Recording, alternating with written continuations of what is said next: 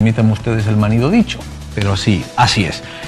Sanidad, precisamente hoy, bueno, vamos a hablar de otro asunto, aunque esto también podría ser sanitario. Sanidad ha presentado los presupuestos para 2017 a los miembros del Consejo Canario de la Salud. Los miembros del Consejo Canario de Salud, hay muchos agentes sociales que están representados ahí. Jorge Betancur es de la Asociación para la Defensa para la Sanidad Pública de Canarias. Muy buenas noches. Sí, hola, ¿qué tal? Buenas noches. ¿Usted pertenece a este consejo? No, nosotros no estamos en el consejo. Pero ahí están los sindicatos, ¿no? Sí, están los sindicatos. Sindicatos, organizaciones civiles, en fin. La Ley de Ordenación Sanitaria de Canarias del año 94, pues, en uno de sus artículos, pues, manifiesta cuál es la composición del Consejo y hay organizaciones de vecinos, sindicatos, partidos, etcétera, pero nosotros no. ¿Hay asociaciones de vecinos y ustedes por qué no? Bueno, pues porque hace muchos años que se creó este Consejo y digamos que no se ha actualizado la composición, al menos a nosotros nunca se nos ha invitado. Ya. Vamos que siendo que hablarlos, antes de redactarlos, más que de redactarlo, antes de publicar los presupuestos del Gobierno de Canarias, mira que ha dado a hablar estos presupuestos, mira que han dado a hablar y siguen dando que hablar, ¿no? Estamos hablando de más de 2.700 millones de euros para la sanidad, estos son 75 millones más que la época anterior, pero muchos siguen diciendo que no es suficiente. De hecho, ayer había ya una declaración, no sé si del PP y Nueva Canarias, vamos, de la oposición en el Parlamento, incluso creo que Podemos, diciendo que al final van a aumentarse en 200 millones, porque no salen las cuentas en sanidad. Los presupuestos son claramente insuficientes. Digamos que el techo de gasto en sanidad en Canarias se produjo en el año 2009, donde el presupuesto superó los 2.900 millones de euros. Y de ahí para acá, pues siempre hemos sufrido descensos que ahora se están corrigiendo, pero de forma insuficiente. El año donde menos se presupuestó, si no recuerdo mal, fue el 2011, con 2.500 millones. Estos son cifras que el propio consejero o el director del Servicio Canario de Salud han repetido últimamente en los diferentes medios y en el propio Parlamento. O sea que sufrimos un descenso en solo 2 años de 400 millones de euros. Los incrementos que ha habido en los 2-3 últimos años son totalmente insuficientes porque además las necesidades de la población han aumentado. Claro. Y aunque se vaya aumentando poquito a poco el presupuesto, seguimos estando muy lejos de aquel techo de gasto, pero es que las necesidades han aumentado mucho más. Con respecto a las necesidades que tenemos ahora mismo en Canarias, además, sobre todo en la isla de Tenerife, la que estamos abordando aquí, además de los hospitales del norte y del sur, ¿usted cómo ve la atención primaria, por ejemplo, para empezar por parte? Bueno, está claro que las deficiencias, digamos que para fijar el punto de partida tenemos que decir que las transferencias sanitarias a la Comunidad Autónoma de Canarias se hicieron mal. Entonces tenemos un déficit histórico que todos los partidos políticos que han gobernado en Canarias lo han cifrado entre los 1.500 y los 2.000 millones de euros. Entonces tenemos muy pocas infraestructuras y tenemos muy poco personal. Y eso afecta a todo, afecta a tanto a atención especializada como a atención primaria. Pero en atención primaria, en los diferentes informes, por ejemplo, que publicamos nosotros desde la Federación Estatal, vemos como Canarias destaca por tener menos personal que la media del Estado, a pesar de ser un territorio dividido en 8 islas. Y lo que es súper llamativo es que en enfermería somos la comunidad autónoma que menos enfermeros tiene en la atención primaria por 1.000 habitantes. Y sobre todo también cómo se les contrata, ¿no? Porque en este caso hay incluso interinos que se les contrata por hora, de lunes a viernes. Sí, eso está claro.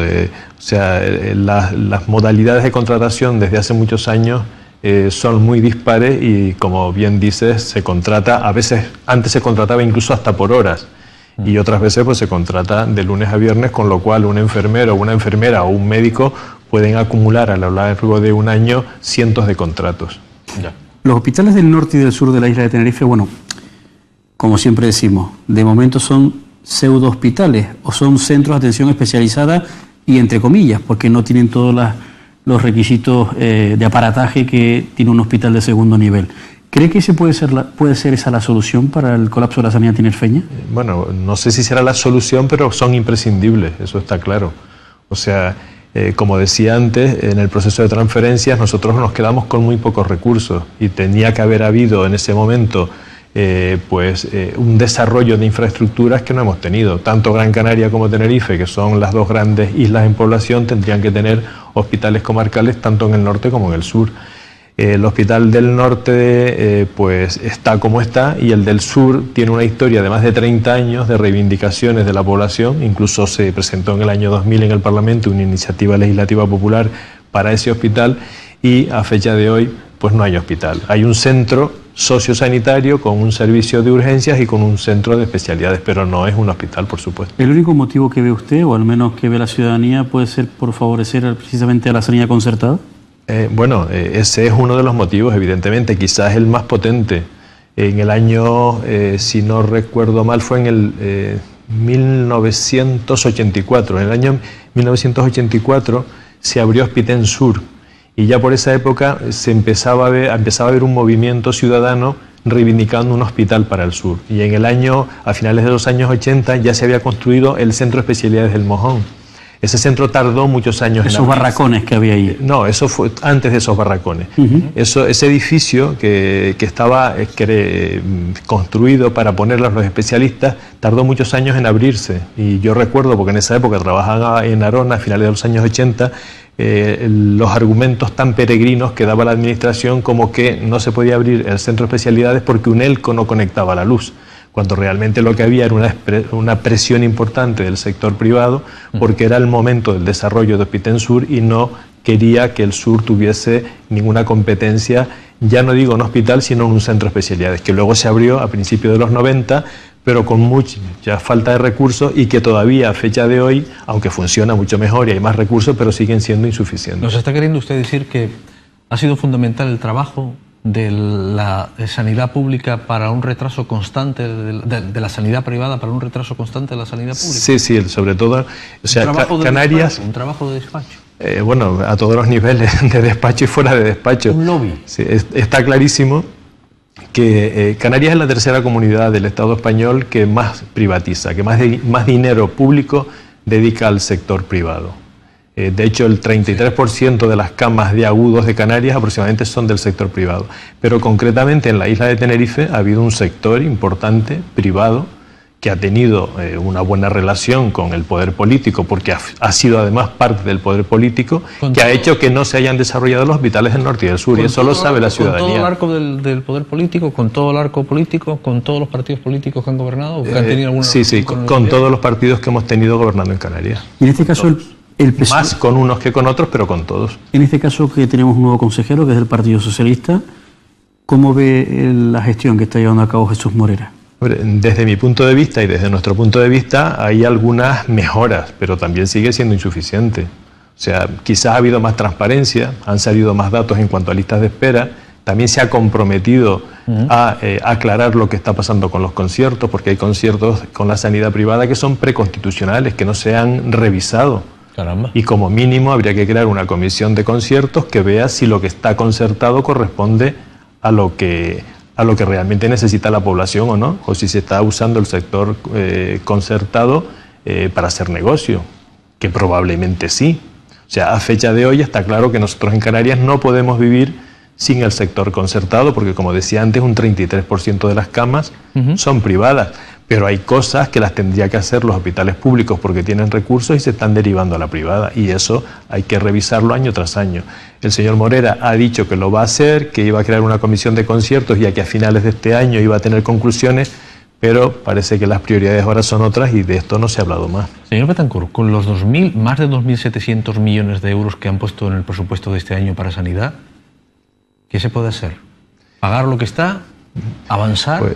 Pues malamente mantener lo que está. Malamente mantener lo que está. ¿Y rebajar la lista de espera no creo que sea posible? Es imposible rebajar la lista de espera. O sea, la lista de espera no hace más que crecer, pero es que las necesidades poblacionales cada vez son mayores. Y si se enquista un problema y no se elabora un plan estratégico y no se pone dinero, y con 10 millones que dicen que se van a poner para listas de espera, con eso no se van a reducir. Mire, yo ya lo he preguntado en otro debate que hemos tenido aquí sobre sanidad, ¿no? Igual algunos consideran que soy un majadero, pero que a veces lo llego a ser, pero oiga, aquí hay mucho debate de el dinero, la infraestructura, pero veo muy poco debate o muy poca crítica que ¿qué hacemos con esta sociedad enferma? ¿Por qué esta sociedad está enfermando tanto?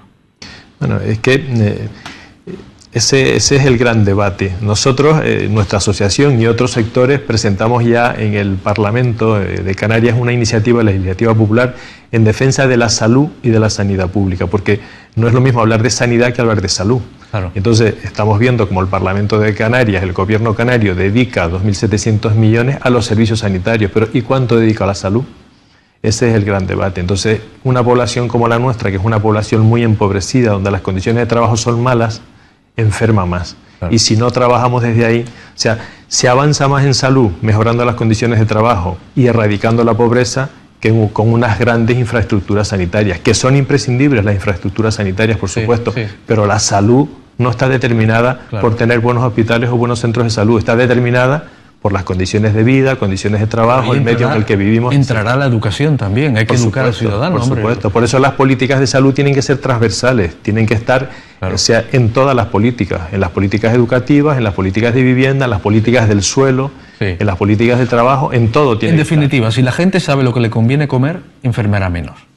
Sí, efectivamente. Lo que pasa es que a veces no tenemos dinero suficiente para lo que necesitamos comer. Claro, y ahí tendría que entrar el Estado, en este caso el gobierno. Claro, exactamente. Recientemente se ha celebrado el Día de la Diabetes. Sí. Y este año, en el año 2016, la Organización Mundial de la Salud, el Día Mundial de la Salud, que es en abril, lo dedicó específicamente a la diabetes. Yeah. Y bueno, la diabetes es un gran problema que tenemos en Canarias. Es una comunidad en la que la primera causa de muerte entre las mujeres, la diabetes. Mucha gente pierde la vista, mucha gente se amputa, mucha gente acaba en diálisis y mucha gente acaba, afortunadamente, en trasplantes renales. Pero, ¿cómo resolvemos el problema? Con mejores infraestructuras sanitarias, ¿no? Hay que erradicar la pobreza porque la gente que tiene diabetes más descompensada son los pobres. Señor Betancourt, gracias, muy buenas noches. Nada, muchas gracias a ustedes, buenas noches. Llega Políticamente Incorrecto, después de la publicidad.